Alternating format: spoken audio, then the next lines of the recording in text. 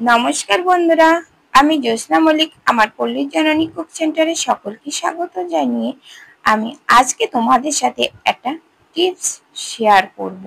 আজকের টিপস কাঁচা মরিচ কিভাবে মাসের পর মাস সংরক্ষণ করা যায় সেই পদ্ধতিটা তোমাদের সাথে শেয়ার করব। এখন না বাজারে কম টাকায় কাঁচা মরিচ পাওয়া যাচ্ছে, 25 থেকে 30 টাকা কেজি।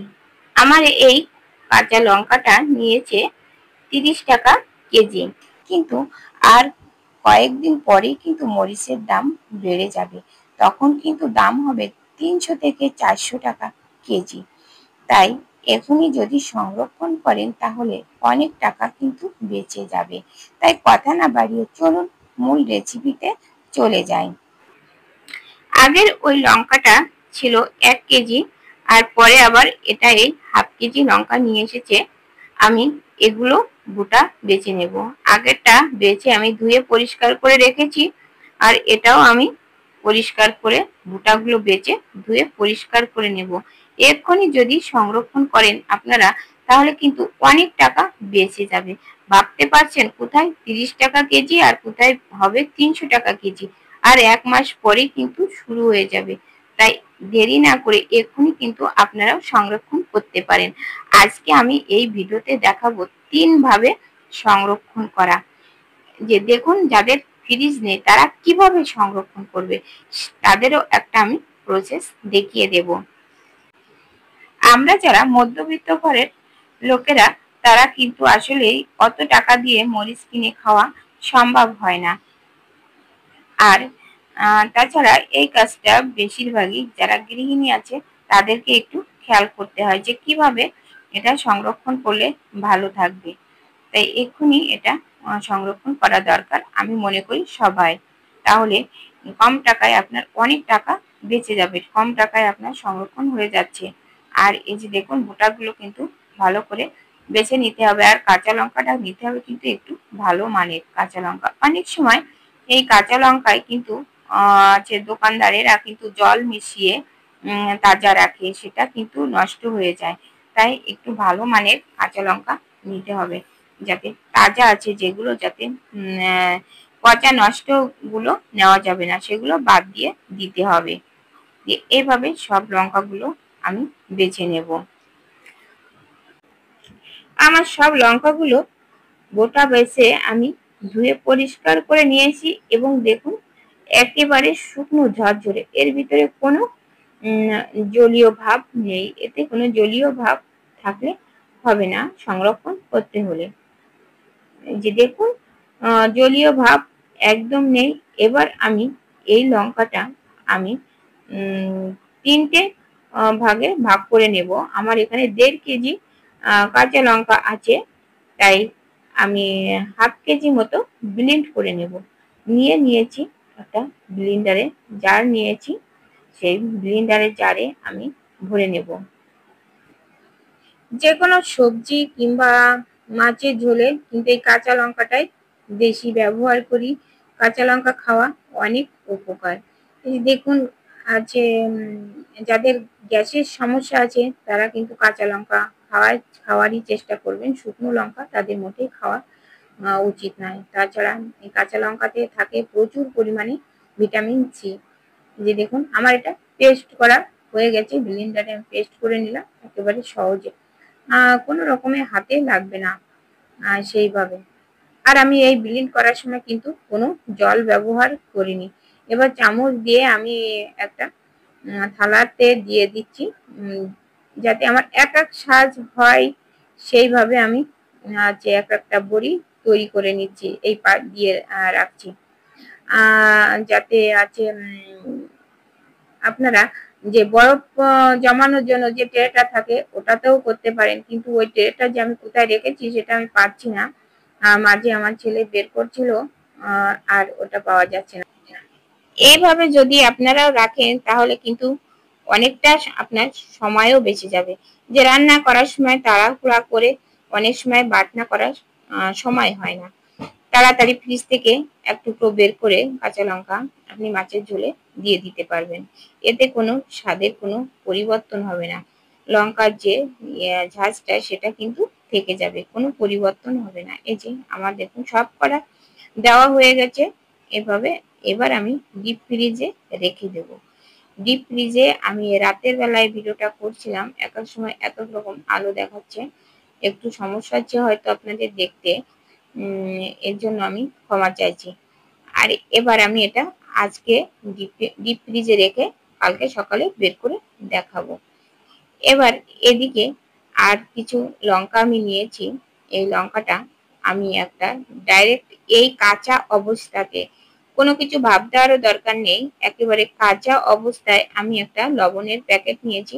এই প্যাকেটে আমি ভরে রাখবো। আপনারা ইচ্ছা করলে কৌটাতেও রাখতে পারেন, কিন্তু কৌটাতে রাখলে কি হয় যে ফ্রিজে আসলে জায়গা তো খুব কম আছে, এজন্য এই পলিথিন ব্যাগে রাখাই সব থেকে আছে বেটার, আমি এটা মনে করি।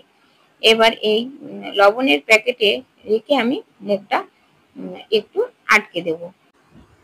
এই আস্ত লঙ্কাগুলো যদি আপনি রাখেন তাহলে অনেক সময় যে আপনার যতটুকু লাগবে সেই হিসাব মতো আপনি বের করে এটা রান্না করতে পারেন।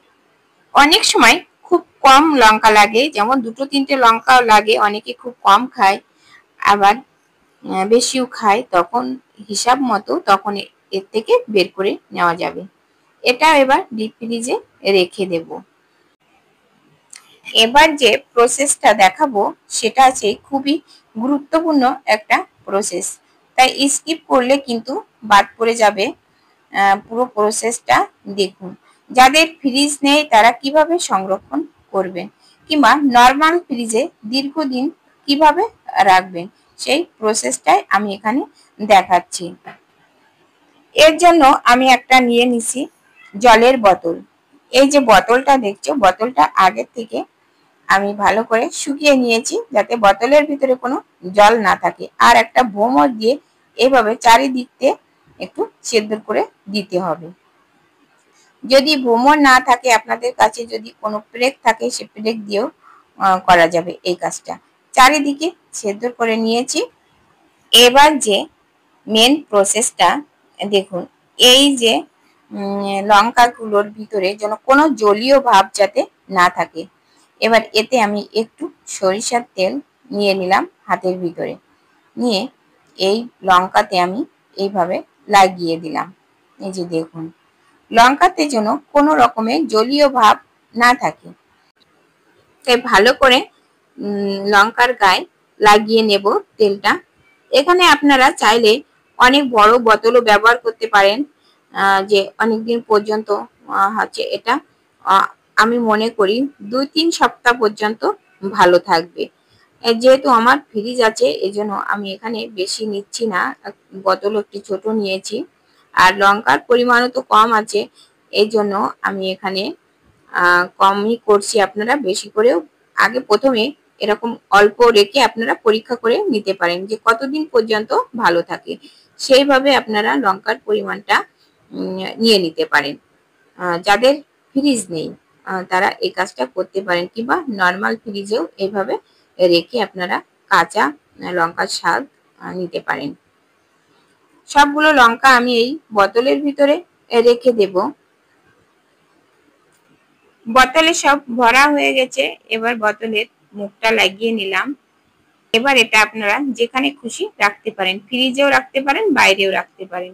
এবার এদিকে দেখুন, আমি একদিন মানে গত যে সন্ধ্যাবেলায় আমি রেখেছিলাম ফ্রিজে, সেটা ফ্রিজ থেকে বের করে আনলাম। এই যে দেখো কেমন হয়ে গেছে, একেবারে যে বেশ শক্ত হয়ে গেছে। এবার একটু বের করে রাখার পরে সব কিন্তু থালা থেকে ছেড়ে দিচ্ছে। এবার যেটা করব, এটা একটা পলিথিন ব্যাগে আমি ভরে তুলে রাখবো। আর এই যে দেখুন, আমার কিন্তু এর আগেও কিন্তু আমার রাখা ছিল। ওই যে দেখুন, আমি কিন্তু এই কাজটা অনেকদিন আগের থেকেই করি, তাই ভাবলাম যে বন্ধুদের সাথে একটু শেয়ার করি, যদি অনেক বন্ধুদের হয়তো কাজে লাগবে। অনেকে জানেন, আবার অনেকে জানে না। এই যে দেখুন, ফ্রিজে এগুলো ছিল, সেটাও একটু দেখালাম কেমন হয়েছে ওগুলো। আর এগুলো তুলে নিচ্ছি আমি, যেহেতু আমি ওটা সবসময় বের করি, তো এই জন্য একটু বরফ উপরে পড়েছে, ওতে কোনো সমস্যা হবে না। আমি এবার ওই একই ব্যাগের ভিতরে আমি আবার রেখে দেব, দিয়ে আমি কি আছে, আপনারা চাইলে মুখটা ভালো করে সিল করে বেঁধে দিতে পারেন, যে এয়ার টাইট যে পলি ব্যাগগুলো আছে সেগুলোতেও রাখতে পারেন, কিন্তু আমি নর্মাল যে পলিথিন সবসময় ব্যবহার করে মানুষ সেটার ভিতরে আমি রেখে দিচ্ছি। রেখে এবার আমি এটা মুখ আটকে আবার ফ্রিজে রেখে দেবো। এবার আর যে আস্ত যে কাঁচা লঙ্কাগুলো তুলে রেখেছিলাম সেটাও আমি দেখাচ্ছি। এই যে দেখুন বন্ধুরা, গতদিন যে লবণের ব্যাগে আমি রেখেছিলাম সেটা দেখাচ্ছি, তার বাদে আমি এর আগেও আমি ফ্রিজে রেখেছিলাম সেই লঙ্কাটাও আমি দেখাচ্ছি। এই যে দেখুন, একেবারে টাটকা ঝালই রয়েছে, কোনো পরিবর্তনই হয়নি। এই কাঁচা লঙ্কাটা একই রকম রয়েছে, কাঁচামরিচ এই যে দেখুন একদম। এটা আবার আমি এই পলিথিন ব্যাগে আমি তুলে আবার ফ্রিজে রেখে দেব। বন্ধুরা, এই ছিল আজকের ঘরোয়া সহজ উপায় কাঁচা মরিচ সংরক্ষণের পদ্ধতি। এভাবে সংরক্ষণ করলে মরিচ অনেক দিন টাটকা থাকবে, আর বাজারে দাম বাড়লেও আপনাকে চিন্তা করতে হবে না। ভিডিওটা যদি তোমার উপকারে আসে তাহলে একটা লাইক দিতে ভুলো না। আর নতুন বন্ধুরা আমার চ্যানেলটাকে সাবস্ক্রাইব করে পাশে থাকা বেল আইকনটিতে ক্লিক করে রাখলে এমন সব রান্নার রেসিপি ও টিপস পেয়ে যাবে। আজ এ পর্যন্ত, দেখা হবে অন্য কোনো রেসিপি নিয়ে, অন্য কোনো ভিডিও নিয়ে তোমাদের সামনে হাজির হব। ততক্ষণে তোমরা ভালো থেকো, সুস্থ থেকো। নমস্কার বন্ধুরা।